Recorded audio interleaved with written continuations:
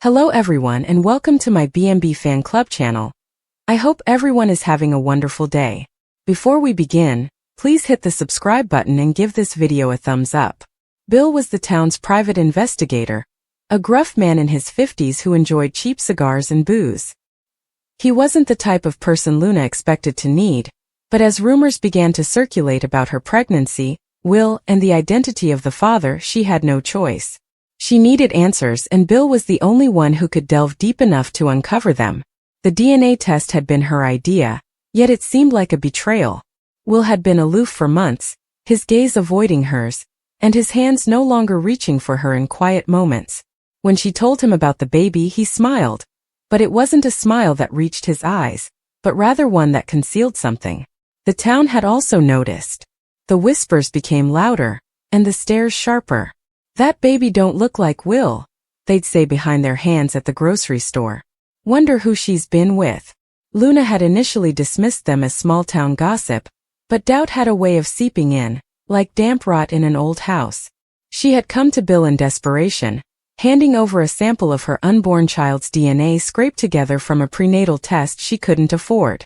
She had given him Will's old toothbrush, a few strands of hair from his comb, anything that could reveal the truth. "Find out," she urged, her voice trembling. "I need to know." As the diner's neon sign wavered in the rain, Bill slid into the seat across from her. His trench coat was saturated, dripping on the floor, and his expression was terrible. He didn't bother with small conversation, instead pulling a manila envelope from his luggage and placing it on the table between them. "It's not Will," he murmured quietly, as if he were delivering a death sentence. Luna's breath caught, and her fingers tightened around the mug, turning her knuckles white. She had prepared herself for this, convinced herself she could handle it, yet the words impacted her like a punch in the belly. Not Will. The man she'd loved since she was 16 and planned to spend her life with wasn't the father of her child. "Then who?" she muttered, her voice barely heard through the rain. Bill's gaze softened briefly as he slid the package toward her. "Read it yourself." Her hands trembled as she opened the envelope and pulled out a single sheet of paper. The words blended together at first, a tangle of technical jargon and percentages, but one name stood out as stark and impossible: Ethan. Ethan. Her heart halted and then restarted, pounding so fiercely she believed it would break through her ribs. Ethan, her best friend from college, was the one person she turned to when her relationship with Will began to disintegrate. They'd been closer than they should have been. But there was only one night, a dumb drunken night after a fight with Will, when she felt so alone she couldn't breathe. She'd said it didn't matter, that it was just a mistake, a moment of weakness. But now the truth was in front of her, incontrovertible. "How?"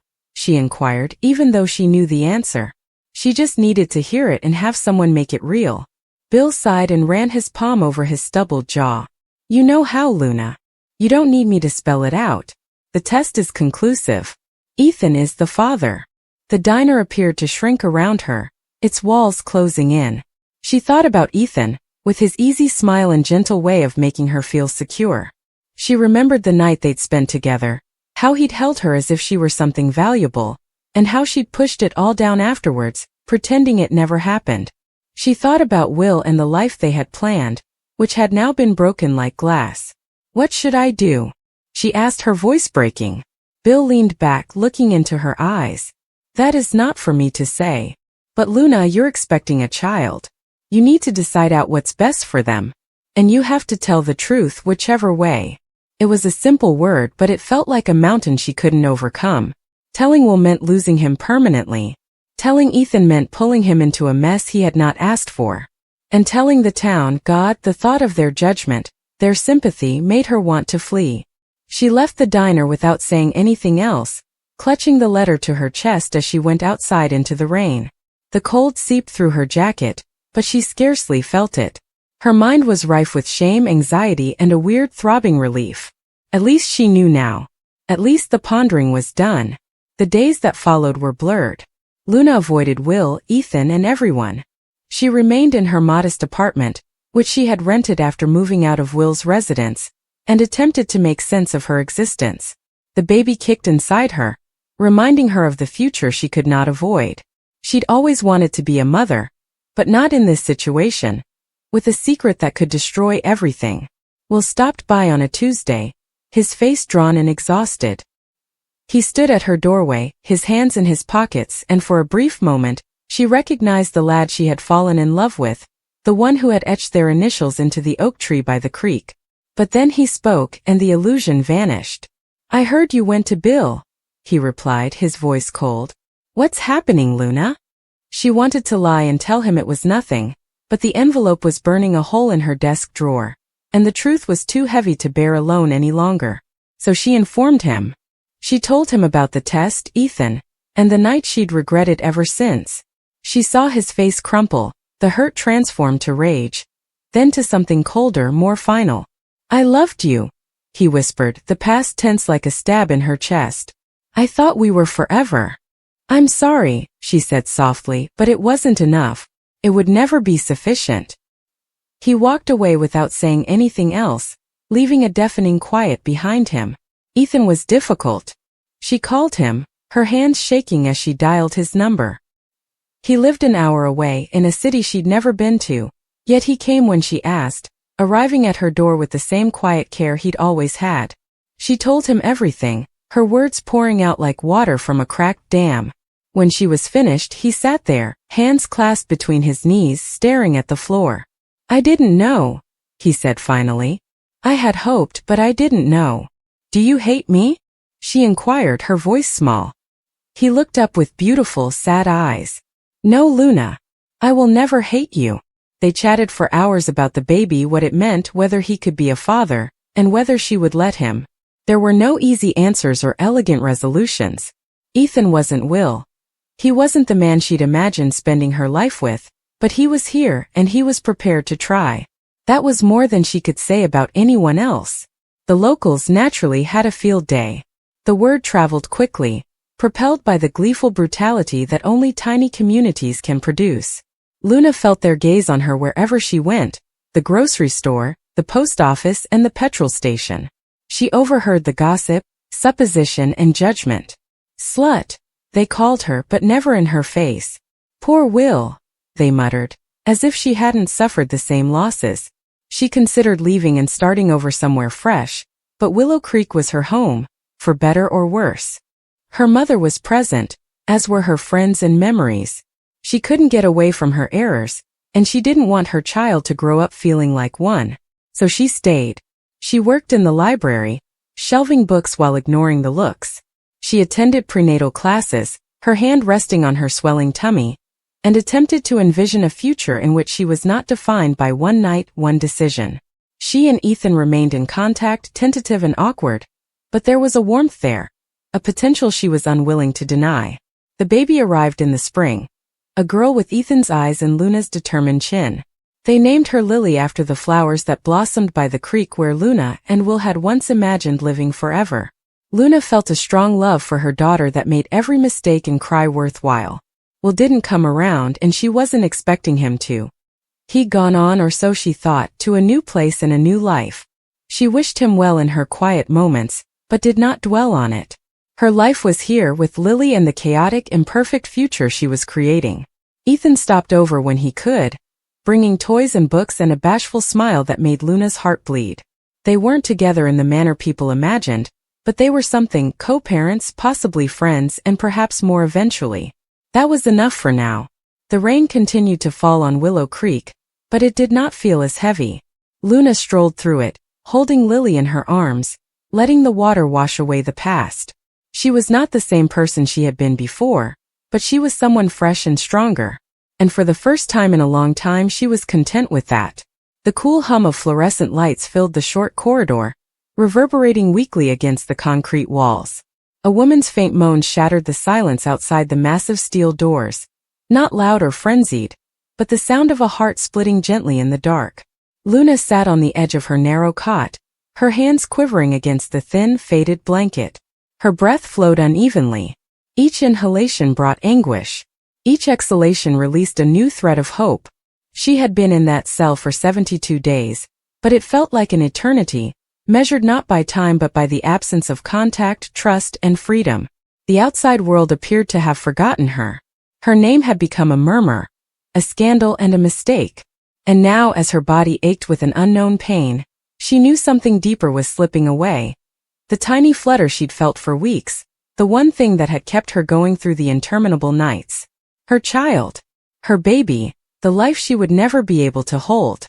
The first wave of agony arrived abruptly, viciously, like punishment. She slumped over, one hand grasping her stomach and the other clawing at the bed's edge.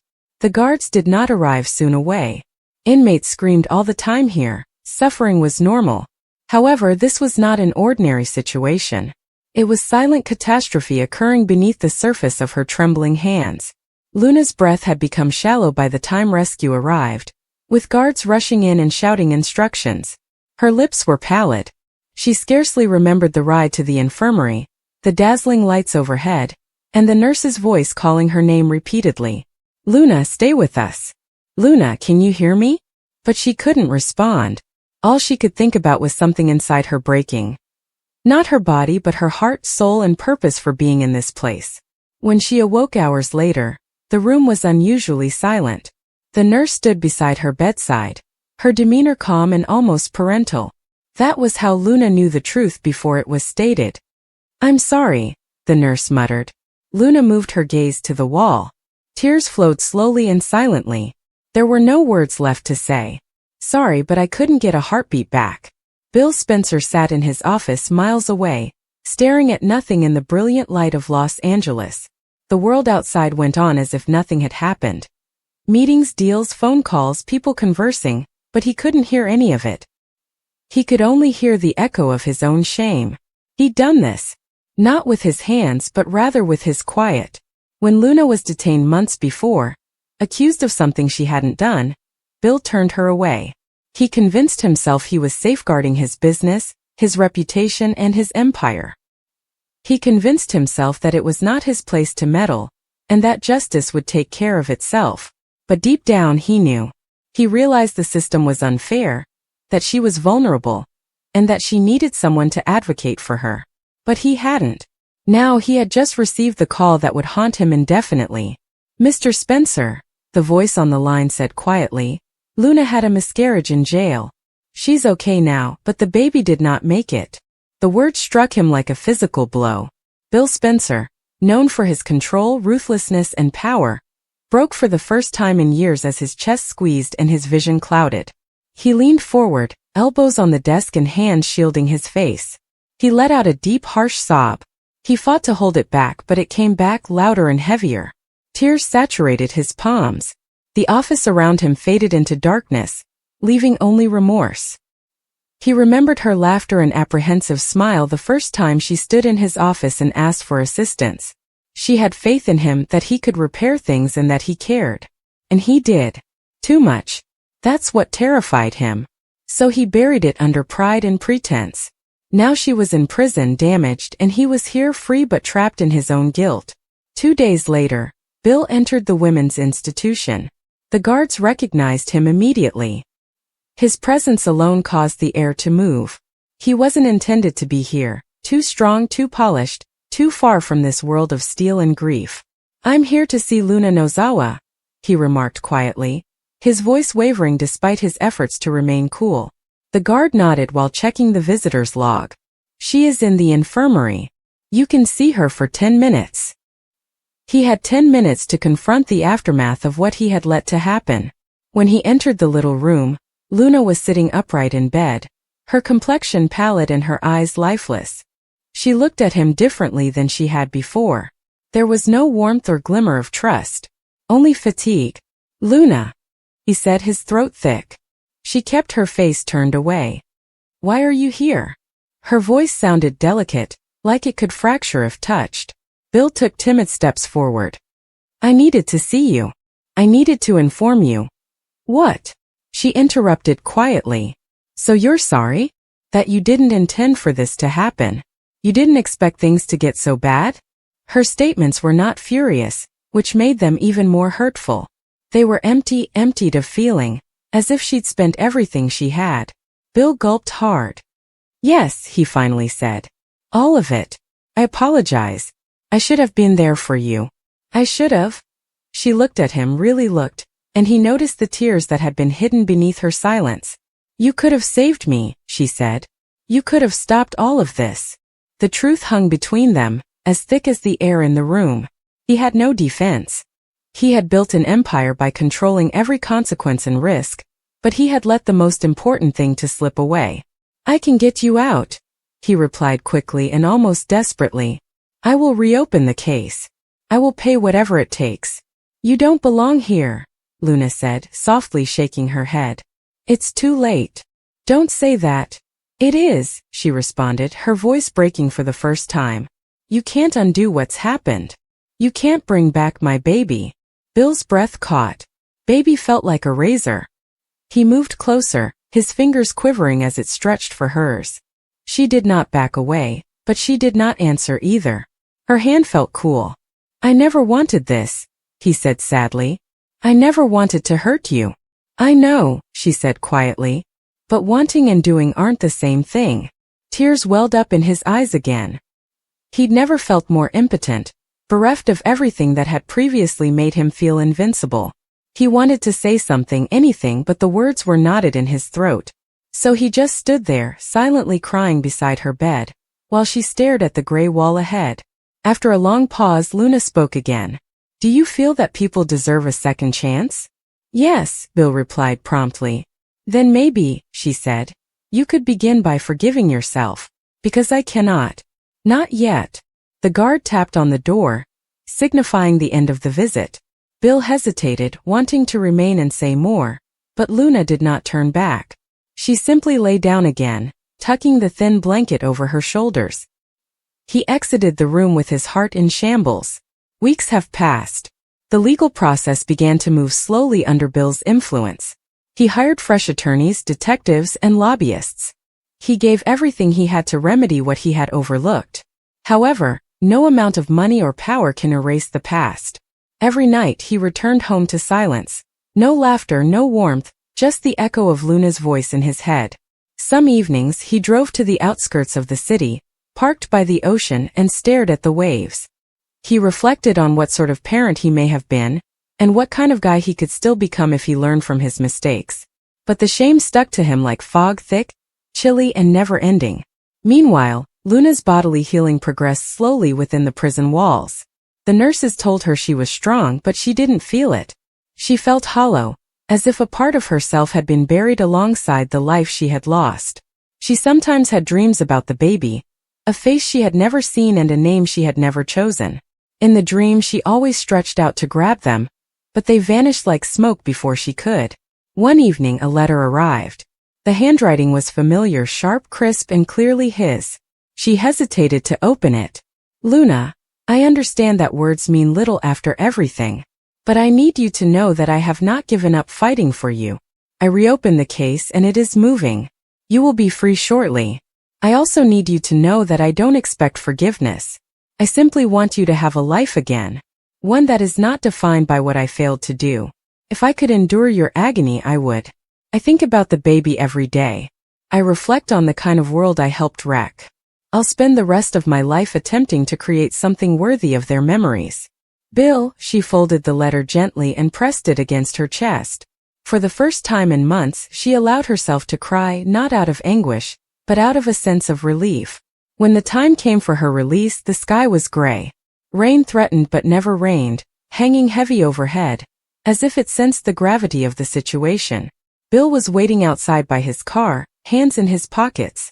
He appeared smaller somehow, not in stature but in spirit.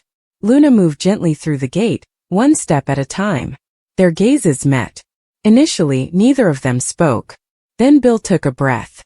"I got the charges dropped," he claimed. "You're free." Luna nodded, her face inscrutable. "Freedom," she murmured, "feels strange." Bill's eyes glistened. "I can take you anywhere you want to go." She stared past him and toward the horizon. "I believe I just want to walk for a bit. Feel the air. Remember what it's like to breathe without walls." He nodded in agreement. "May I stroll with you?" After a lengthy time she responded, "Yes." They went down the street slowly, without a direction. This time the quiet between them was not as heavy. It was frail, unpredictable, and alive. The city swirled around them, cars, sounds, lights, but it was as if the world had stopped. At one point Bill paused. "Luna," he murmured softly, "I'm not sure how to put things right, but I'll never give up trying." She looked to him, her eyes tired but kinder. "You can't bring back what's gone," she remarked, "but maybe you can make sure it means something." He nodded, tears welling up again. "I will." For the first time she smiled softly, a slight, wavering curve of the lips that seemed genuine. It was the start of something new. Not forgiveness yet, but the delicate seed of it. They continued walking as the rain began to fall, gently, purifying and silent. Each drop felt like a promise that the world, no matter how brutal, still had moments of beauty. And somewhere deep inside her, amidst all the sadness and scars, Luna saw the smallest glimmer of life return, not the child she had lost, but the part of herself she had assumed had died with them. For the first time in his life, Bill walked behind her without armor on his heart. The empire he'd built was little compared to the solitary truth he'd ultimately discovered. That love and shame, loss and redemption, frequently travel the same path, and that the only way to honor the past is to confront it one step at a time.